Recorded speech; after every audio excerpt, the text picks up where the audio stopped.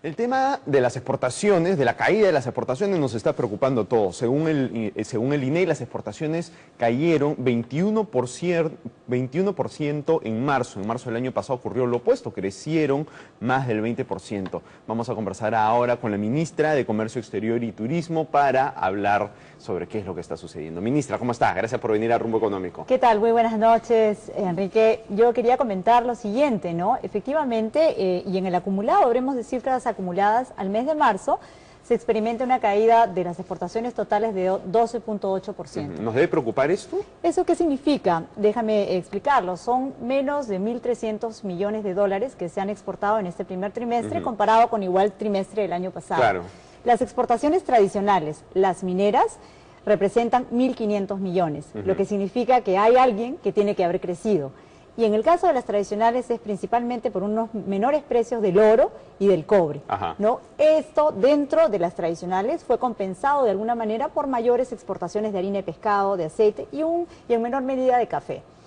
Regresando al tema de las no tradicionales, estas mayores, este crecimiento que significa en tasa porcentual 9.6%, significa que hay sectores que han estado muy dinámicos. Por ejemplo, el sector agropecuario. El sector agropecuario ha crecido 27%. Eso significa que en la economía el sector agropecuario ha aportado más de 200 millones de dólares respecto al año pasado. ¿Y quiénes han explicado esto? Han sido pues las uvas, los mangos, la quinoa. La quinoa ha tenido un crecimiento espectacular en este primer trimestre, más de 250% de crecimiento.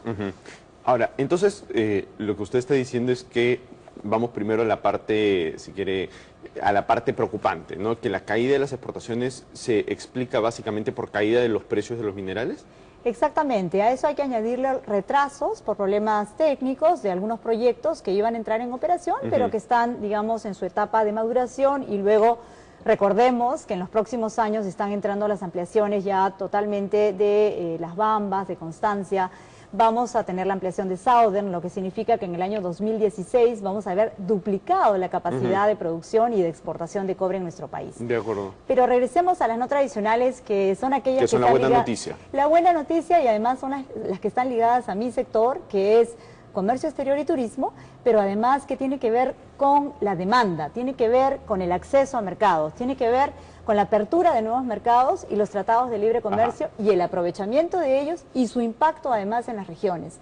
Estas exportaciones son las que han venido creciendo a ritmo sostenido y vemos, por ejemplo, el otro día, la semana pasada, hemos celebrado 4 años de un TLC con China.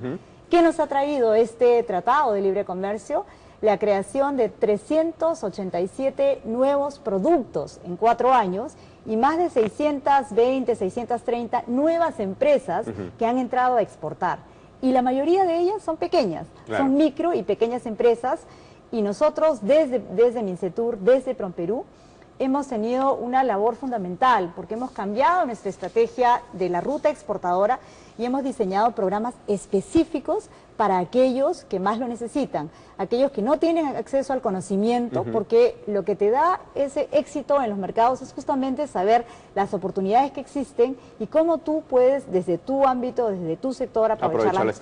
¿Y cómo así lo están haciendo? O sea, ¿cómo funcionan estos programas? Estos programas, bueno, se llama la ruta exportadora, nosotros tenemos los miércoles del exportador, pero también hemos descentralizado nuestras funciones, hemos sido muy dinámicos, por ejemplo, en los conos, en Villa El Salvador y en el cono norte. Tenemos centros muy importantes en donde desarrollamos nuestros miércoles del exportador y donde vamos a los empresarios para ofrecerles, para darles estas oportunidades de mercado.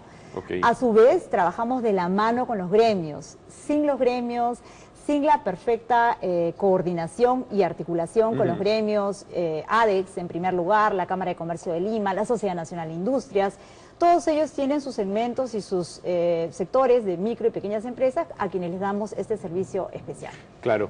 Ahora, su sector, ministra, es un sector que básicamente lo que tiene que hacer es abrir puertas y facilitar canales, ¿no? Exactamente. Pero yo me imagino que debe ser complicado porque a veces caen las exportaciones y no tiene que ver con un problema de su sector, tiene que ver con un problema de un sector distinto, por ejemplo, o en fin, con regulaciones que afectan a todos los sectores, pero que al final detienen las exportaciones, por ejemplo, problemas, restricciones de la regulación laboral, temas tributarios, en fin. Pensando en este tipo de problemas y afuera de su sector, ¿cuáles creen ustedes que son las reformas más importantes que además tiene que acometer el Congreso para fomentar las exportaciones? Bueno, en el caso de las exportaciones vemos que lo que buscan los inversionistas, porque el crecimiento en una economía se da justamente con esas nuevas inversiones, con esa instalación de nuevas empresas que se van abriendo y que van creando empleo, y con aquellas que ya estando establecidas logran seguir creciendo y manteniéndose en el mercado. Entonces, para mí el primer ingrediente es lo que hemos venido haciendo nosotros y que como economía se ha destacado muchísimo, que es la estabilidad macroeconómica y la predictibilidad de las reglas de juego. Eso es muy importante para un inversionista. En segundo lugar, hay que mantener estos regímenes especiales laborales para las exportaciones no tradicionales. Ha sido bien importante, sí. Muy importante, y que ha permitido que estas agroexportaciones, sobre todo, den este salto y den tanto trabajo. Por ejemplo, tenemos regiones como Ica, pleno empleo, ¿no? Donde no se consigue mano de obra porque la gente está permanentemente Ahora, ese es un ejemplo empleada en el ese es un ejemplo estupendo, ¿no? Lo que ha sucedido con el régimen excepcional de las agroexportaciones, ¿no? Que es este régimen laboral mucho más flexible que permite todos estos beneficios de los cuales ustedes hablan. Si funciona también ahí, ¿por qué no extender este régimen en general a todo el mercado de trabajo? Bueno, en realidad todas son conversaciones que se dan al interior del Consejo de Ministros. Yo, para, digamos, terminar con el punto anterior, que sí quisiera resaltar el tema de la infraestructura. La infraestructura, que es muy importante, por ejemplo, la concesión del Puerto General San Martín en Ica la semana pasada, es una noticia muy buena porque no solamente va a permitir que las agroexportaciones tengan una salida mucho más rápida, sino también va a permitir, de alguna manera, en el sector mío, que es el turismo, el tema de los cruceros. Pero así tenemos ejemplo, por ejemplo, la longitudinal de la sierra, ¿no? Donde abarata el transporte de los bienes para sacarlos hacia el mercado. O sea, el hecho de que la producción de quinoa esté creciendo de esa manera es justamente porque estamos dando mayor facilidad para la salida de los productos, ¿no? Y otro tema, antes también que se me vaya... Antes de terminar con el tema de infraestructura, pero justo tenía una pregunta sobre ese tema.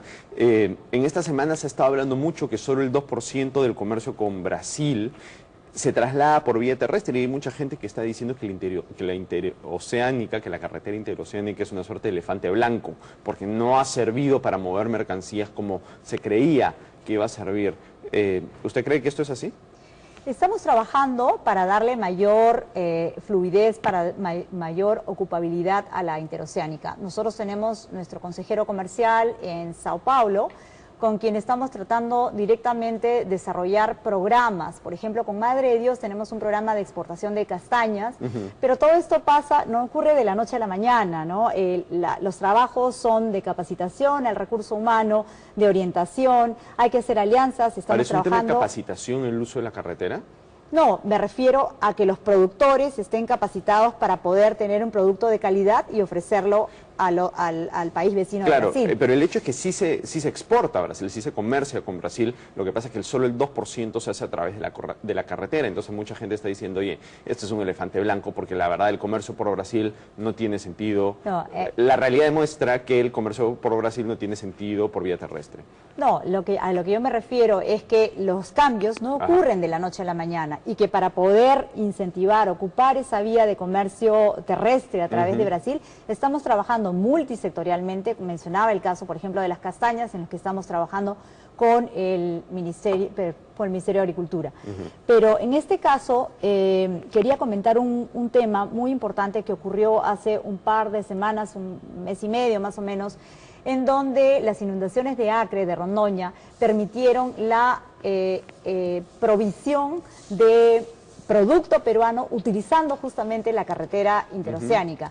Hemos transportado cemento, hemos transportado tomates, zanahorias, ajo, cebolla, es decir, productos del momento, y entonces lo que prueba ello es que cuando se establece este nexo de mercado, la carretera sí se puede usar y la carretera sí es un beneficio para todos. De acuerdo. Ministra, ¿qué es lo que sucede con las negociaciones de Turquía y con Indonesia? Turquía, entiendo que viene la segunda ronda, ¿qué es lo que viene sucediendo con Indonesia? Efectivamente, con Turquía hemos tenido una comunicación del gobierno turco en donde nos pide posponer, teníamos para la semana del 16 una reunión acá en Lima, nos tocaba la segunda ronda de negociaciones, y nos han pedido posponer hasta el mes de junio. Estamos esperando que nos den la nueva fecha.